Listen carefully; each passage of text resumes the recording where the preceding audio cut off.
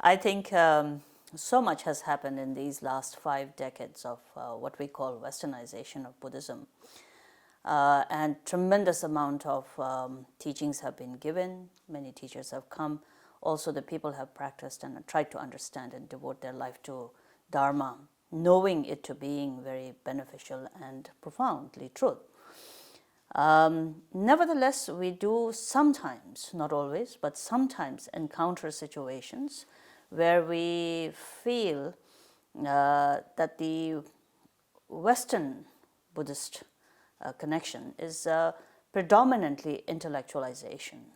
And so there's a lot of emphasis in intellectually understanding it, learning the theoretical aspect of it, being very connected, feeling very connected to the philosophy and the teachings, which is very fine because Buddhism, on the one hand, emphasizes discernment and being very careful and using your own wisdom to investigate and examine and understand. So understanding becomes a very integral part.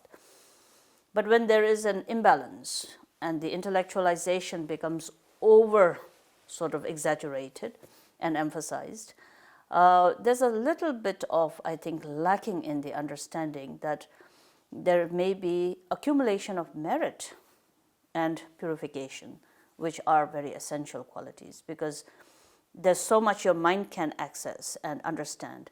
But there's the physical body and the karma of physical body, there's the verbal karma, there's the mental karma, there's just our life and many lifetimes, if possible, to understand beyond just this life.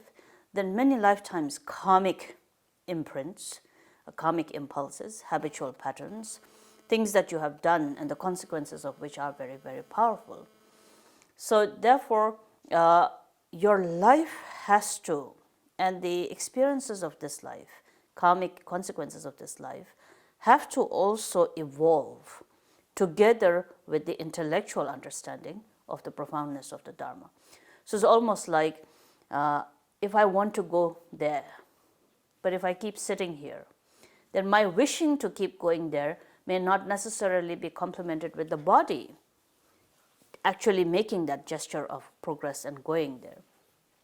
So I think from that concept, Buddhist, Tibetan Buddhist, especially the Vajrayana tradition, emphasizes a lot in creation of merit, doing those things that are meritorious, that are virtuous, making sure your body accepts the challenge of transformation, your speech accepts the challenge of transformation, your mind accepts the challenge of transformation.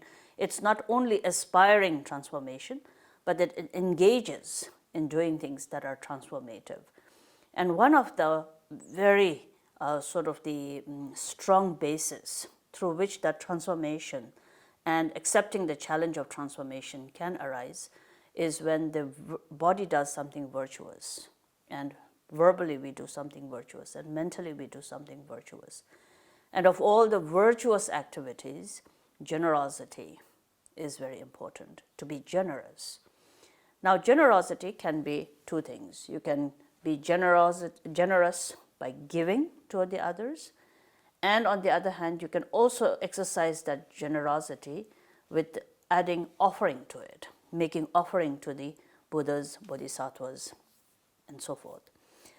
Creating wonderful statues, just as this beautiful statue that Nyingma Rinpoche has offered to this beautiful Sangha that is here, is one of those meritorious activities. And I think it's exceptional that Rinpoche is leading by example. He doesn't need to do that. Most oftentimes what you find is teachers encouraging Sangha to make it possible. Here is a unique example of a teacher making that example, not by words, but by actually doing it. And so I think it shows his immense love and trust to the Sangha members here, and also is an exceptional example that he has allowed all the resources to be placed in the form of an offering. Now, when you make an offering of, let's say, a beautiful statue of the Buddha doesn't require it, we all know that.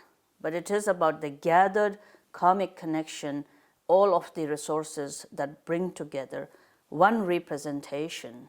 And why is it so big? is because our mind is so stubborn and rigid that it does sometimes need a big, impactful image to stop it from its own dialogues and mental chatters. So therefore, the whole concept of creating a beautiful statue is based upon offering and merit. It's an enormous amount of merit. Then why does it need to be so big and beautiful? It's about, expression of selfless giving, so that as best as you can, as big as you can, as excellently as you can, as perfect as you can. The size and how beautiful it is made is often a representation of your ability to go beyond doubt and hesitation, beyond the stinginess and the poverty mentality. So it's about being able to make it as excellent, as perfect, as vast as possible. So this sense of making it very big. Therefore, traditionally you find when teachers say we're going to make a stupa, for example, and the question is how big, they will not say something like 2 feet, 3 feet, 5 meters and so forth. They'll say as big as is possible, because that's the expression, is that you're going to train your mind to do something beyond the limitations of its own poverty mentality. And so that expression of bigness is often there. Then thirdly, as I was saying, Thongrol is another concept that we have. Liberation upon seeing is that an image should be such that liberates the mind from its own ego. It stops the ego to being able to see something bigger than what you are holding on to your own self as. And so therefore, such a vast image is not only meritorious, but it is immensely inspiring that the mind is able to, for a moment, go beyond its own self into accepting the beauty and the sacredness and the immense blessing that is there. So therefore, it's also called liberation upon seeing, because it liberates you from your own ego-grasping mind to actually go beyond into seeing something that represents such beauty of enlightenment. So therefore, there are all these concepts that must be understood. In the West especially, it must be understood. And I think it's a very good start that Benchen here, of course, is a very large Sangha. It represents Tibetan Buddhism in this country. And therefore that it has the presence of such a sacred image will undoubtedly be inspiring, not for just this generation, but for everyone who comes. Even those who are not Buddhists will be able to see this and be here, and that will plant a seed that will connect them to the path of liberation, definitely.